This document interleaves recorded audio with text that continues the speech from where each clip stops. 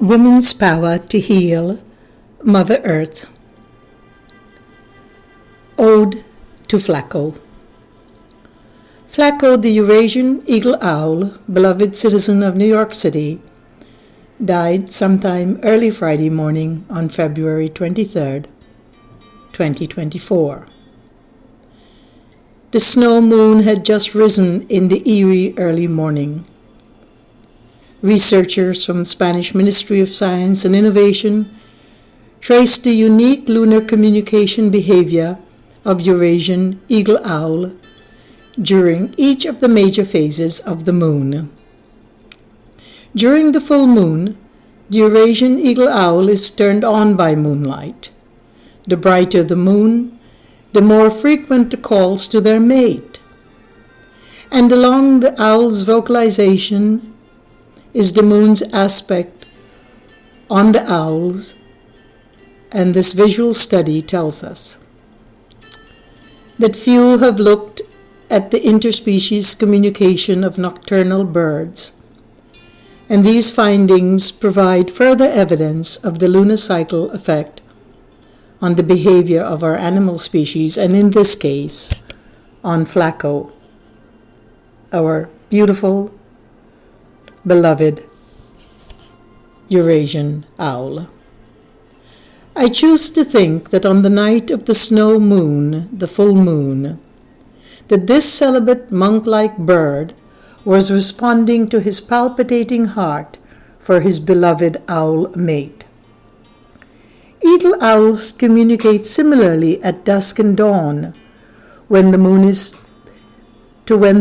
full, and suggest that this is because the amount of ambient light at dusk and dawn are about the same as the moonlight night, which sheds the aura of romantic hues far and wide for this majestic creature, and I believe that he was longing for the companionship of his mate, or at least looking for one.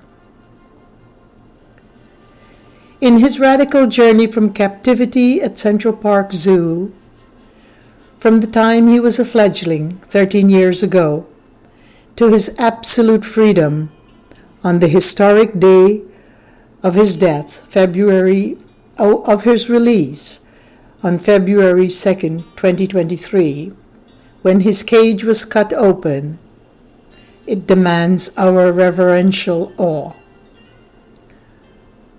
Flaco took his maiden flight to freedom and was never captured again until he was laid down, body vanquished, spirit risen, on the cold concrete slab at 89th Street on Central Park West.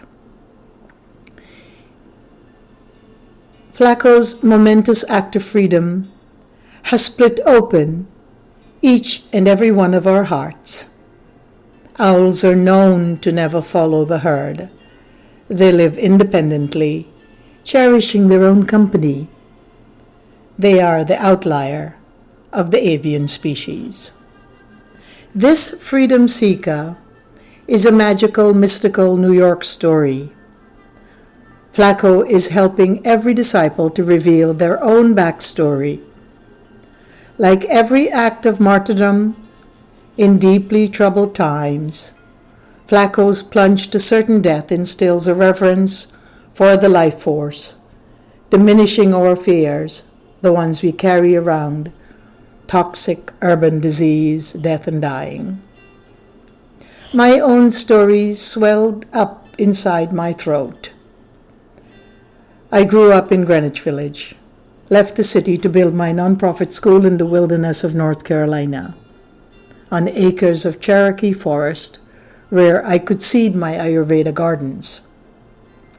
But I kept returning to the city, to that imperishable creative vortex force where the spirit of its citizens is held in abeyance.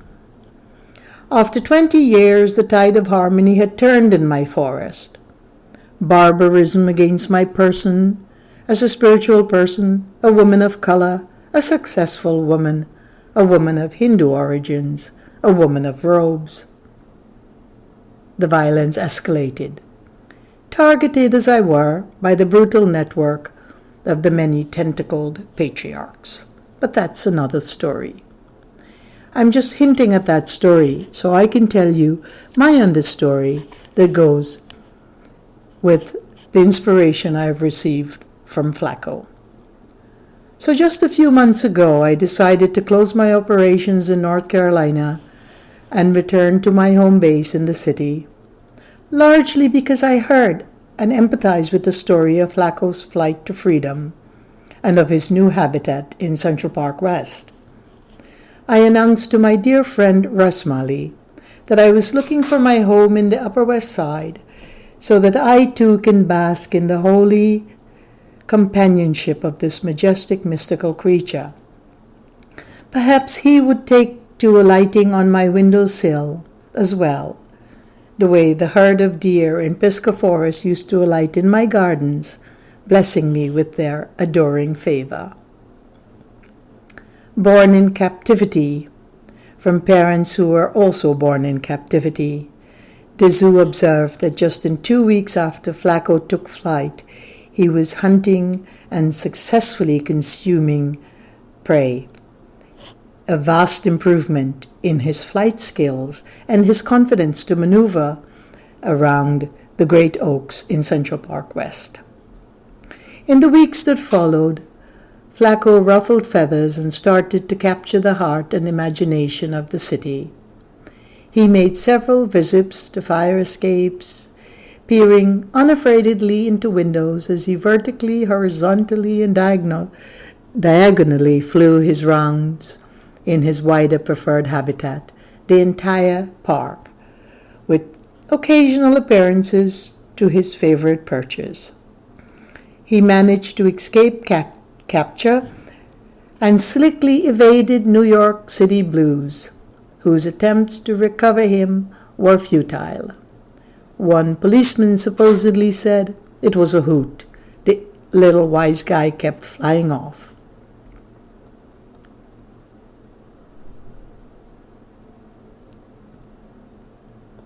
Eagle owls actually have a white patch of soft feather under their beaks that they show only when vocalizing. And as the moon gets brighter, the eagle owls are calling to their mates more frequently. So these owls climb to higher perches where they can be more easily spotted. A grand freedom year to date, the moon brilliantly reflecting in the high perches of the glass windows on Central Park West. Flaco, obeying his avian instinct, must have flown into his own reflection, made bright by the vision of the moon. He reached not the open sky, nor the embrace of his beloved girl owl, but a crushing barbarism crashing to his death. His spirit released, he is now soaring in the high ethers alongside his proud ancestors, and perhaps there his spirit has already enjoined his beloved mate.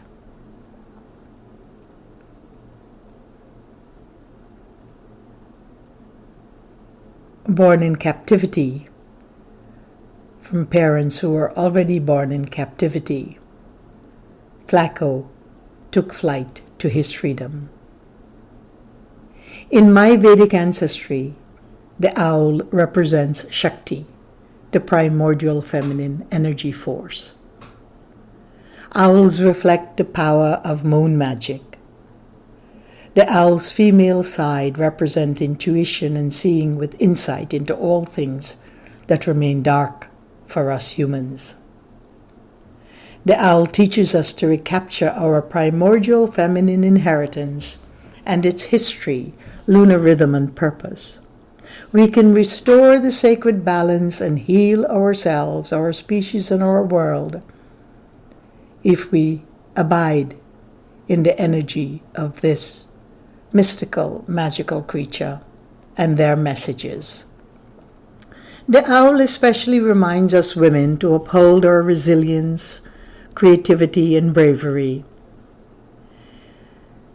and to allow unfathomable forgiveness and the fierce, unyielding love which we are always called upon to do. In short, Flaco speaks to us women so much more than anything else. I explore this principle of the Shakti force in my new book, I Am Shakti, a manifesto of the primordial feminine and our retaking back that power. But for now, the reason the owl is seen as the goddess Lakshmi in my tradition also is because Lakshmi represents wealth, fortune, and prosperity. She has a vehicle. Alongside her sits the white barn owl. In many regions of India, everyone welcomes the sighting of an owl, as it symbolizes the goddess herself. All things said, New York City was definitely given the generous gift of its own beloved mascot, its totem of grace. And may this city official be wise enough to install a grand statue beyond the oaks in Central Park West to mark the sacrifice of this inspirational Eurasian Eagle Owl as a perennial testament to our imperishable freedom, a freedom that this city is known for. This noble erectment can and will inspire both our children and our childlike innocence in a city that is growing cold. In truth, the Eurasian Eagle Owl should be made the city's unique mascot, its emblem that forever reminds us of our creative freedom, our humane freedom, and our independence, and not to mention the primordial feminine force.